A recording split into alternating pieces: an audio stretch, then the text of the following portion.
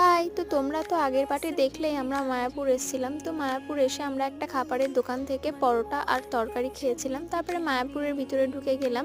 তো সেখানেও আমরা আরও অনেক কিছু খেয়েছিলাম, সেগুলোর ভিডিও করা হয়নি।